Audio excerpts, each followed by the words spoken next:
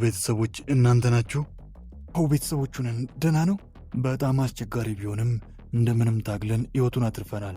አምላክ ተመስገን። አሁን ላይ ቀዶ ጥገናውን ጨርሰናል። ነገር ግን በሚያሳዝን ሁኔታ ይሄ ልጅ ከዚህ በኋላ ቆሞ መራመድ አይችልም። ምን እያልክ ነው ዶክተር? ይህንን ስነግራችሁ እኔም በጣም አዝናለሁ። በደረሰበት አደጋ ምክንያት ከወገቡ በታች ሙሉ በሙሉ ፓራላይዝ ሆኗል። ከእንግዲህ በኋላ ቆሞ መራመድ አይችልም።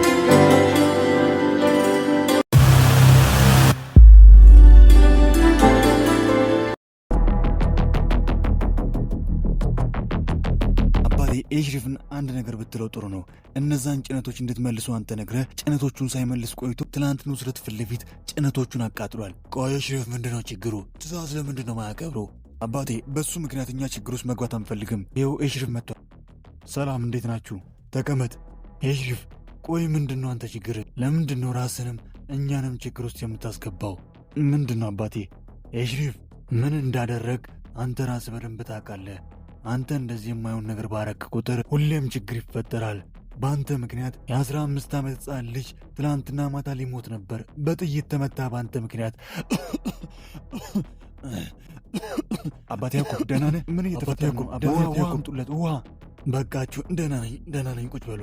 ደህና ነኝ። እንዳደረግክ አያለ ኤሽሪፍ። ቀድር የማይሆን ነገር አትናገር። በቃችሁ። ኤሽሪፍ ቆይ አንተ ምንድነው ዓላማ? ያንን ጭነት ለሰውየው እንድትመልስ ነግሬህ ነበር። አንተ ግን ጭነቶቹን አቃጠልክ። ቆይ ኤሽሪፍ ያንተን ትእዛዝ አልቀበልም እያልክ ነው?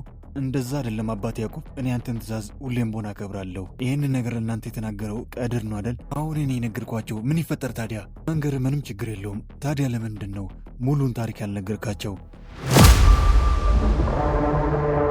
ማለት ሌላ ያልነገረን ነገር አለ እንዴ? አዎ አባቴ፣ ሙሉን ታሪክ አይደለም የነገረላችሁ። አባቴ ያዕቆብ፣ እኔ አንተን ትእዛዝ አክብሬ እነዛን ጭነቶች ለኑስረት ልመልስለት ነበር። ግን አንድ መረጃ ሰማሁ። ኑስረት አደንዛዥ ዕፆችን ወደ አውሮፓ ነው ምልከው እያለን እኛን እየሸወደን፣ እሱ ግን እዚሁ ከተማ ውስጥ ላሉ ወጣቶች እያከፋፈለን ነው የሚሸጠው። ምን? እዚሁ እኛ ከተማ ውስጥ ነው የሚሸጠው? ቀድር ተናገር እንጂ ተናገር።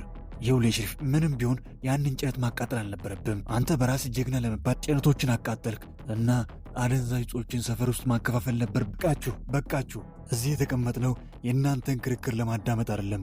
ኤሽሪፍ፣ ምን ለማድረግ እያሰብክ እንደሆነ አውቃለሁ። የዛን ልጅ ደም ለመበቀል እያሰብክ ነው። አዎ ለዛ ልጅ ደም መበቀል አለብህ።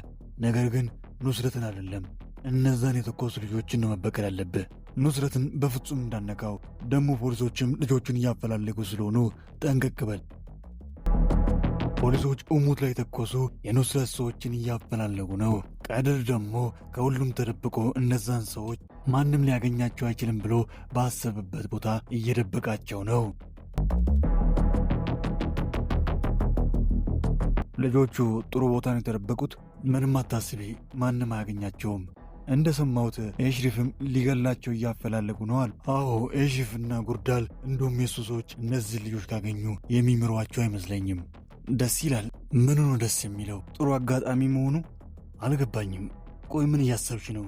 አንድ ነገር አሰብሻል አይደል? አዎ አንድ እቅድ አለኝ። ለምን በእነዚህ ሰዎች ኤሽሪፍን አናጠምደውም?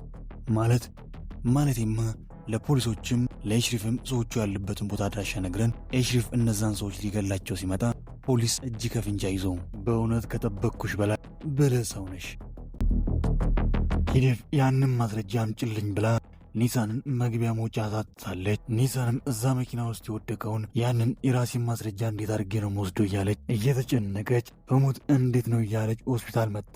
ከሆስፒታልም ከኤሽሪፍ ጋር ተያይዛ ወደ ሆቴል ትመጣለች። ኤሽሪፍ ጉርዳል ጋር ደውሎ ሞት ላይ የተኮሱ ሰዎችን አገኛችሁ እያለ እሱን በሚያናግርበት አጋጣሚ ኒሳን ደግሞ ጠረጴዛ ላይ ነበረውን የመኪና ቁልፍ አንስታ አንድ የመጣው ብላ እየተቻኮለች ወደ መኪናው ትሄዳለች። በፍርሃት እየተንቀጠቀጠች መኪናውን ከፍታ በኋላ ወንበር የተቀመጠው የእሷ ማስረጃ የያዘውን ፋይል ትወስዳለች። ጃኬታ ውስጥ ታስገባለች። ኒሳን አምላኬ ድረስ።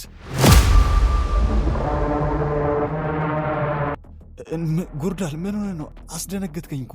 ምንም ያስደነግጥ ነገር አልነበረም። ቆይ ምንድነው የምትሰሪው እዚህ?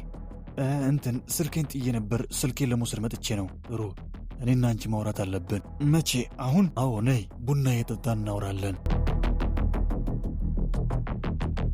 ቀድር እሙት ላይ የተኮሱ ሰዎችን በወደብ በኩል ወደ ሌላ ሀገር ልካቸዋለሁ ብሎ የዕቃ መጫኛ ውስጥ እያስገባቸው በአጋጣሚ መቁጠሪያውን ጥሎ ይወጣል። ከዛም ቦታው ላይ የነበረው ሰው ፖሊሶች የሚፈልጋቸው ሰዎች እዚህ ናቸው ብሎ እንዲጠቁም ያስደርጋል። እሺ ጉርዳል፣ ምንድን ነው የምናወራው? ኒሳን፣ እኔና አንቺ ብዙም ባንተዋወቅም ጥሩ ልጅ ትመስኛለሽ። ቆንጆ ነሽ፣ ድምፅሽ ያምራል፣ ስትዘፍኚ በጣም ጎበዝ ነሽ። ይህንን የሚያምር ቁንጅናሽንና ድምፅሽን ሌላ በተሻለ መንገድ ልትጠቀሚ ትችያለሽ። አልገባኝም፣ ግልጽ ልታደርግልኝ ትችላለህ? ይኸውልሽ ኒሳን፣ በአጭሩ ይሄ የእኛ ሕይወት የእኛ ዓለም ከአንቺ ጋር የሚስማማ አይደለም። በራስሽ ሕይወት በሰላም መኖር ትችያለሽ። ኒሳን፣ ከኤሽሪፍ መራቅ አለብሽ። ኤሽሪፍን ተዩ። ምን እያልክ ነው? ምን አደረግኩኝ እኔ? ያረኩት ነገር አለ እንዴ? ኒሳን፣ ለአንቺ ላይታወቅሽ ይችላል። አንድ እንዲገባሽ የምፈልገው ነገር አንቺ ኤሽሪፍን በቀረብሽ ቁጥር ወደ ተቀበረ ፌንጂ እየተጠጋሽ እንዳለ ወቂ። ያ ፌንጂ ሲፈነዳ አንቺን ብቻ አይደለም የሚጎዳው፣ እኛንም ጭምር ነው የሚጨርሰን። ከኤሽሪፍ ራቂ። አልተረዳኝም። እኔን በተሳሳተ መንገድ እያሰብከኝ ነው። አንቺ ነሽ እየተረዳሽኝ ያልሆንሽው። የእኛ ሕይወት አጭር ነው። ጠዋት ኖረን ከሰዓት ላንኖር እንችላለን። ሁሉም ሰው እኮ ጊዜውን ነው የምጠብቀው። ሕይወት ደግሞ አጭር ነች። ኒሳን፣ በቃሽ። እኔ መናገር ያለብኝን ነገር ተናግሬያለሁ። ስለዚህ መሄድ እችላለሁ ማለት ነው? ትችያለሽ። ኒሳን ጉርዳል እንደምንም ተፋታ ወደ ኤሽሪፍ ቢሮ ተመልሳ ኤሽሪፍ ሳያት የመኪና ቁልፉን ከወሰደችበት ቦታ መልሳ ከመኪና ውስጥ የወሰደችውን ማስረጃዋን ቦርሳ ውስጥ አስገብታ አስቸኳይ ጉዳይ አለብኝ መሄድ አለብኝ ብላ ድንገት ኤሽሪፍን ጥላው ትሄዳለች። ፖሊሶች በደረሳቸው ጥቆማ መሠረት ሰዎቹ ያሉበት ቦታ ደርሰዋል። አለቃ፣ ምን ልናደርግ ነው? አንይዛቸውም እንዴ? እንጠብቃለን። ተደብቀን እንጠብቃለን። አልገባኝም አለቃ። ለምንድን ነው? ማንን ነው የምንጠብቀው? እኔ አንድ እቅድ አለኝ። ምንድን ነው እሱ አለቃ? ኤሽሪፍ እስኪመጣ እንጠብቃለን። ኤሽሪፍ በቅርብ ሰዓታት ውስጥ እነዚህ ሰዎች ያሉበትን ቦታ አድራሻውን እንዲያገኝ እናደርጋለን። ከዛ ወደዚህ መጥቶ የዛን ልጅ ገዳዮችን ለመበቀል ቃታውን ሲስብ፣ እኛ ደግሞ እጅ ከፍንጅ እንይዘዋለን ማለት ነው። አለቃ፣ ይሄ ነገር እኮ ምንም አይነት ጥያቄ አልቀበልም። ሁላችሁም ቦታ ያዙ፣ ተደበቁ። አለቃ ኤሽሪፍን ለመያዝ ኃይለኛ ወጥመድ ነው የዘረጋው። በቃለት ኤሽሪፍ ዛሬ። ሁላችሁም ዝም ብላችሁ እኔን ከጠበቃችሁኝ አንድ ልትነግሩኝ የፈለጋችሁ ችግር አለ ማለት ነው። ይሄ የእኛ ሐሳብ ነው። ከጉርዳል ጋር ምንም የሚያገናኘው ነገር የለም። ምንድን ነው እሱ? ወንድሜ፣ ችግራችን ኒሳን ነች። ወንድሜ፣ አንተ ሕጋችንና እንዴት እንደምንኖር ታውቃለህ። በእኛ ሕይወት ሴት፣ ትዳር፣ ፍቅር ብሎ ነገር የለም። ሁላችሁ በእኔና በኒሳን መካከል ምንም የተፈጠረ ነገር የለም። ደግሞ ምንም አይፈጠርም። ምንም ያሳስባችሁ ነገር አይኖርም ማለት ነው። ተው እንጂ ኤሽሪፍ፣ አንተን ፈልገን ድንገት ዞር ስንል እሷ አለች። ሆስፒታል፣ እዚህ ሆቴል፣ ቢሮ፣ ሁሉ ቦታ እሷ ነች ያለችው። ጉርዳል፣ ስለዚህ ጉዳይ እኮ እኔ እናንተ ተነጋገረ። ኤሽሪፍ፣ ይሄ ጥያቄ የጉርዳል ብቻ አይደለም የሁላችንም ነው። እኛ በዚህ ሕይወታችን ማንንም ጣልቃ እናስገባም። እች ልጅ ከመጣች ጥቂት ጊዜ ነው። ነገር ግን በእያንዳንዱ ውሳኔያችን እያንዳንዱ ነገር ሲፈጠራለች። ይኸውልህ ወንድሜ፣ የልጅቷን አላውቅም፣ ግን አንተ የማየውን ነገር ውስጥ ገብተህ ከሆነ በጊዜ ከዚች ልጅ የምትርቀበትን መንገድ መፍጠር እንዳለብን ነው ማስበው። አንድ ጊዜ። አቤት? የት? እሽ፣ መጣን፣ አሁኑ መጣን። የኑስረት ሰዎች አድራሻቸው ተገኝቷል። ወደዛ መሄድ አለብን።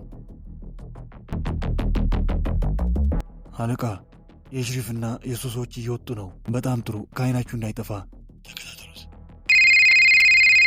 ኤሽሪፍ፣ እንሂድ፣ ቶሎ በል ኤሽሪፍ፣ እንሂድ እንጂ። እነ ጉርዳል መኪናቸውን እያፈጠኑ ከኤሽሪፍ ጋር ሆነው ሰዎቹ ወዳሉበት ቦታ ይደርሳሉ። ፖሊሶች ቦታውን ከበው ሽጉጣቸውን አቀባብለው ኤሽሪፍ ሰዎችን አግኝቶ ቃታውን እስኪስብ ተደብቀው በተጠንቀቅ እየተጠባበቁ ይገኛሉ።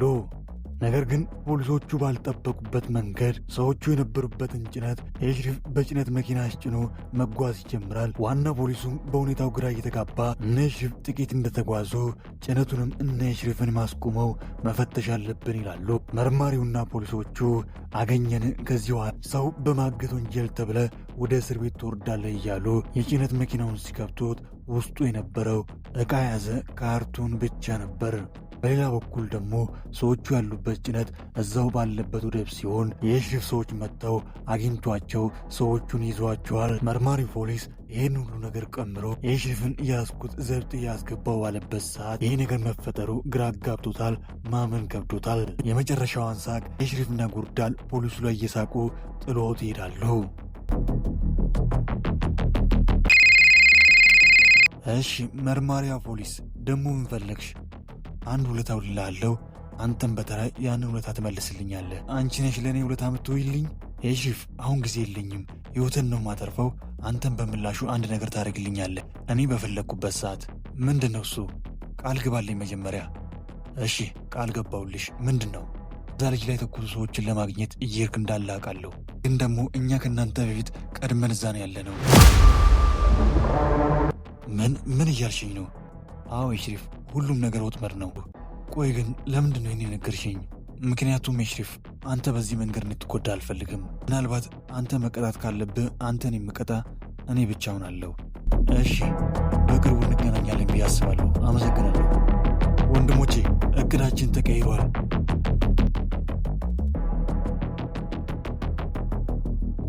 ወንድሜ ይህንን ከጭነት ውስጥ አግኝተናል። የማን ነው ይሄ? ጠረጴዛው ላይ ካሉ ሰዎች ያንዳቸው ይመስላል። ማወቃችን አይቀርም። በሉ ንገሩኝ፣ የማን ነው ይሄ? የእኛ አይደለም። ንገሩኝ፣ የማን ነው ይሄ? የእኛ አይደለም። የማን እንደሆነ እኛ አናቅም። ራትና ጉርዳል ዳግመኛ በእግሩ የማይራመደውን እሙትን እያሰቡ በንዴትና በእልህ የሰዎቹን እግር በመዶሻ ቀጥቅጠው ይሰባብራሉ። ኒሳን ያገኘችውን ፋይል ይዛ ለቺዴቭ ታስረክባታለች። ቺዴቭ የኒሳንን ፎቶችና የምትፈልጋቸውን ማስረጃዎችን ወስዳ ቀሪውን በቦታው መልሺ ኤሽሪፍ መጠርጠር የለበትም ብላ መልሳ እንድታስቀምጥ ለኒሳን ትሰጣታለች። ኤሽሪፍ ነው። አንሹ። ሰላም ኤሽሪፍ፣ እሙት ጋር ወደ ሆስፒታል መጣለሁ ብለሽ ነበር። ስመጣ ግን የለሽም አንቺ።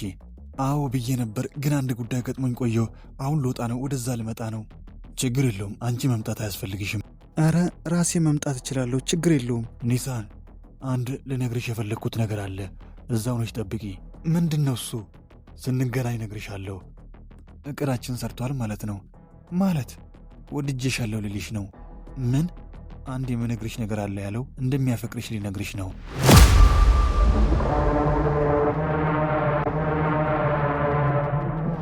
ኤሽሪፍ የሚያምሩ ነጭ አበባዎችን ይዞ በፈገግታ ተሞል ኒሳን ከቤት ፒክ ያደርጋታል። ኒሳን ወዲያውን ቺዴቭ የተናገረችው ነገር ትክክል ሊሆን ነው ብላ እያሰበ ቀስ ብላ ፋይሉን ኤሽሪፍ ሳይ የወሰደችበት ቦታ ትመልሳለች።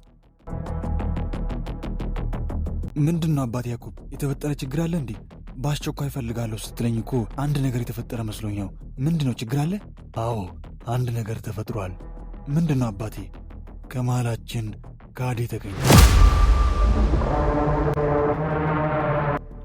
ምን? አዎ የጠረጴዛ አባል ሆኖ ከእኛ መረጃ እየወሰደ ለኑስረት የሚሰጥ ካዲ ሰው አለ።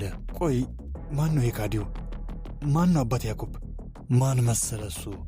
ይኸውልህ የዚህ ባለቤት ነው።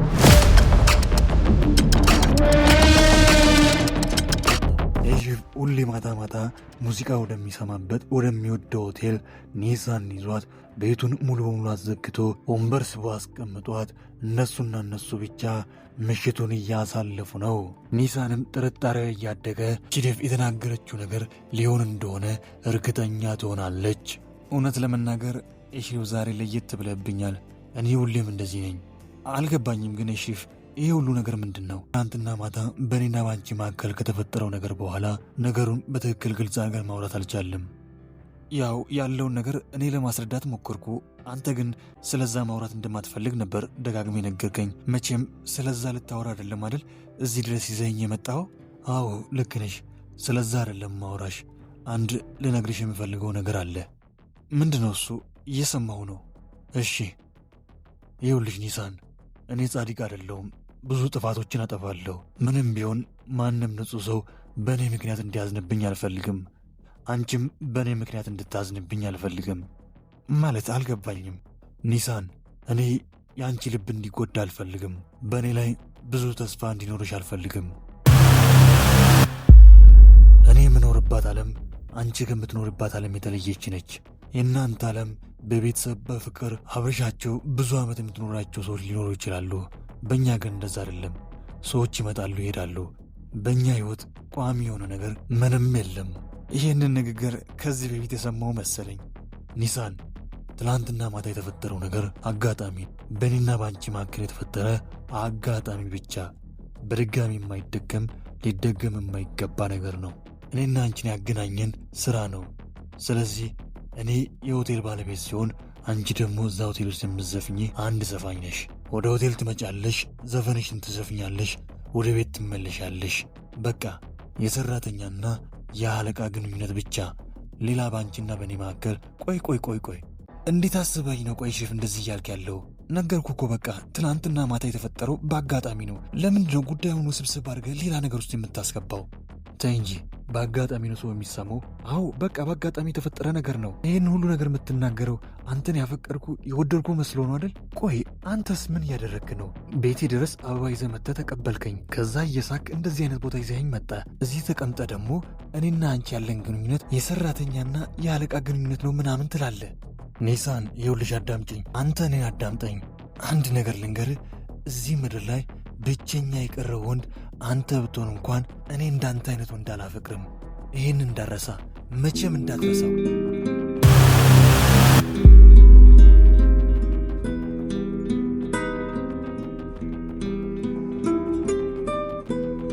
ሰላም ውድ የቃና መሳጅ ቤተሰቦች እንዴት ናችሁ? እንዴት ቆያችሁልኝ? ለዛሬ ያሰናዳሁላችሁ ተወዳጁ አጓጊው ምርጡ ድራማ የህልም እንባ ክፍል 12 ይህንን ይመስል ነበር። እንዴት ነበር? ሐሳብ አስተያየቱን አስቀምጡ። በቀጣይ ክፍል ምን ይከሰት ይሆን? ሁሉንም አብረን የምንመለከት ይሆናል። ለቻናላችን አዲስ ሆናችሁ ሰብስክራይብ በማድረግ ይህንን ተወዳጅ ድራማ በየዕለቱ ወደ እናንተ ጋር እንዲደርስ ማድረግ ይችላሉ። ላይክ በማድረግ ደግሞ ይህ ተወዳጅ ድራማ ቀደም ብለው ወደ እናንተ ጋር እንዲደርስ ማድረግ ይችላሉ። ስለ ሁሉም እስከ መጨረሻ ከኔ ጋር ስለቆያችሁ ከልብ እያመሰገንኩኝ በቀጣይ ክፍል እስክንገናኝ ኩፋይን ካውት ደጋ ይለፉት። አገሬ ሰላም ትሁን።